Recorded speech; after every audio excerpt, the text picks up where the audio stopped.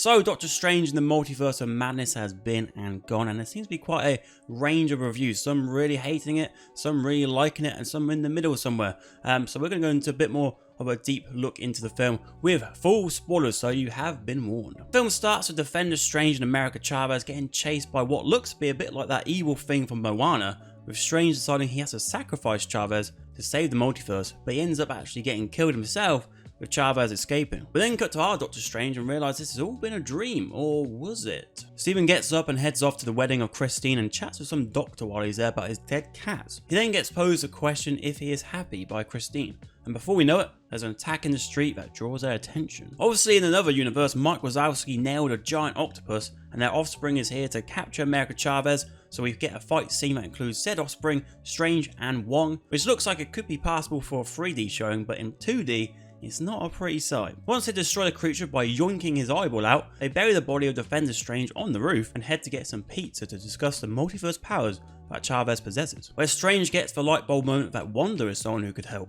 Strange visits Wanda as she's tending to her trees. There are also some sheep in the background that I did begin to count, so well done filmmakers, I did pick up on that dream imagery right there. I believe Strange said that Wanda was growing apples, but I can't be sure as I was at the time munching into an apple myself, like the typical movie arsehole I am. Anyway, back to the film, and Wanda pulls a rug from under Strange to reveal that they are actually surrounded by dead trees and red splooge. She demands America Chavez so she can take her power and be with her made up sons from WandaVision. A quick turn here makes Daenerys' switch to evil look well thought out, but of course Wanda was corrupted by the Darkhold. Although the magnitude of the effect that should have on her is up to you to decide, and whether that makes sense considering others' experiences with the Darkhold. To Kamar-Taj and Wong and Strange set up a defense against the Scarlet Witch, full on Hogwarts style. She arrives all reasonable and breaks through the defense by entering the mind of one of the wizards below, then goes on to destroy most of the unnamed magic crafters in her way. As she goes inside, she sets off a trap. There we go, sorted, she's been captured, right?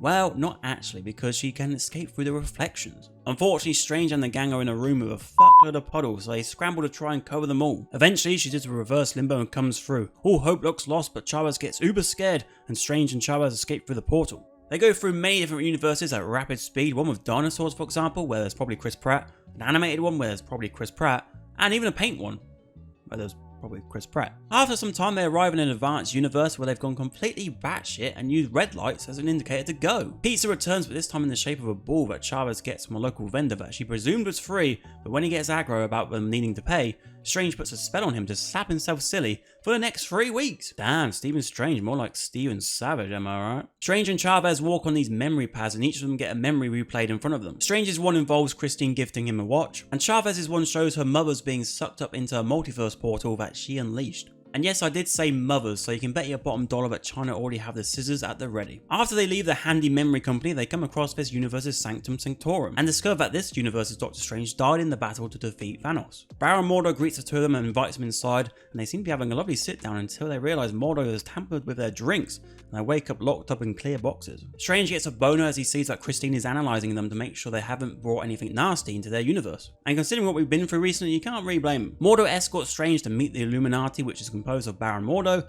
Captain Carter, Maria Rambeau's Captain Marvel, Black Bolt, Reed Richards, and Professor X, who rocks up in a portable race car bed. They tell him what's up and the truth about the demise of their Doctor Strange, that includes a dodgy looking flashback and a dead Thanos. Meanwhile, while all this is happening, Wanda has Wong tied up with magic and decides to dreamwalk so she can take control of the Wanda in the current universe of Strange and Chavez. But a loyal Wong worshipper sneaks in and stabs the book with a random knife and destroys it. Wanda is pissed and threatens to kill the people of Narnia, so Wong tells her where the origin of the Darkhold's power lies. They head up the snowy mountain where some evil stone golems have been waiting for her in the temple. To get back in the game, Wanda decides it's time to dreamwalk again and take on the Illuminati security. The Illuminati members decide to go after her with Black Bolt up first as he can destroy her with a whisper, but instead goes out with a whimper as Wanda pulls out the old Agent Smith trick and blows up his head. Reed Richards has to go next but turns into spaghetti. Captain Carter and Captain Marvel quickly brush off the death of their colleagues and have a mini battle which leaves Carter ripped apart from her own shield and Marvel crushed by a statue, I think. I can't be too sure as I was tucking into a banana at that stage. On the subject of bananas, Professor X goes into Wanda's mind and appears walking in the white environment,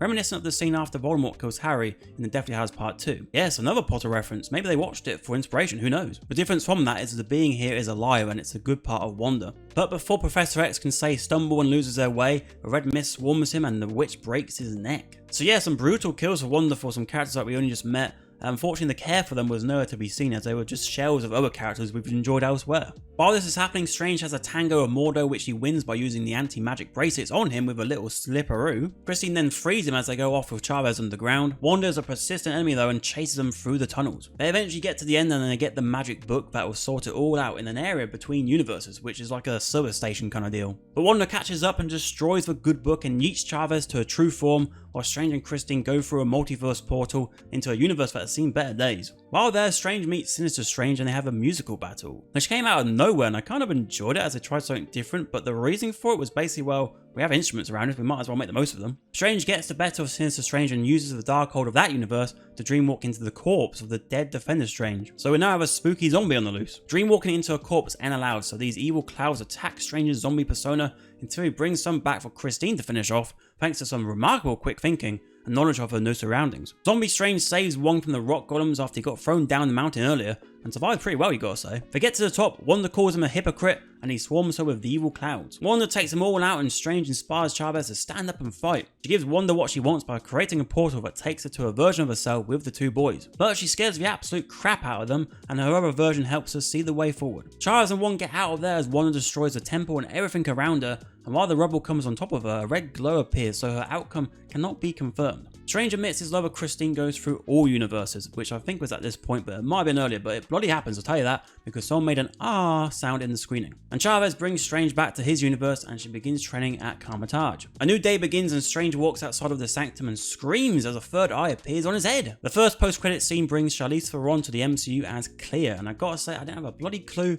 who this purple lady was at the time, but Charlize Theron has shown before that she has what it takes in big franchises. The second end credit scene will be a nice joke for Evil Dead fans in particular, but could very well feel like a waste of time for others. So yeah, this film is by no means one of the worst films of the MCU, but it has many problems that seem to have stemmed from multiple destinations. A few examples is that it was made during COVID, there was all those reshoots, director Sam Raimi wanted the longer runtime, which is understandable after what we just saw, and who knows, maybe they had too many toys to play with here and they didn't know how to bring it all together. This certainly wasn't boring like a Guardians 2, instead it was like a frantic scramble of a film that kept the attention, if only to see what wacky direction it takes next. But yeah, let me know your thoughts of the film in the comments below and feel free to go full spoilers in there. If you enjoyed the content, drop it a like and I'll see you in the next one.